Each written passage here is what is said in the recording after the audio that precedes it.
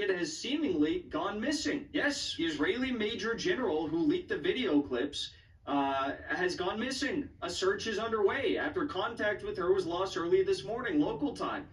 An alleged unaliving note was found at her home. As they say, Israel is upholding Western values. These are just Western values, you guys. So they publicly came out and named this woman.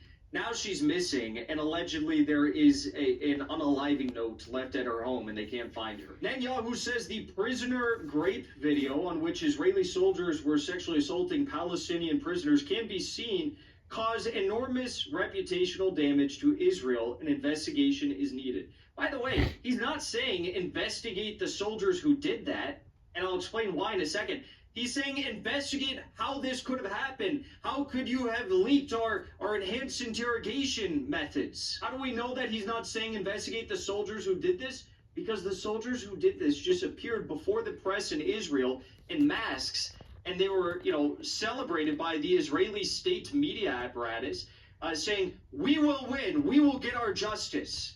Israeli troops who did this, the Palestinian prisoners who were caught on camera, appeared en masse before the media. At a tense press conference, several Israeli reservists who abused a Palestinian detainee at the detention camp showed up wearing face masks alongside their lawyers. The Israeli soldiers, they were chanting, "We will win," bragging that they are still free. Meanwhile, the military prosecutor who dared to investigate them after pressure by Netanyahu, the defense minister and the army chief, was detained and fired after leaking the videos to the media and attempting unaliving during their press event. They're firing people for trying to prosecute this.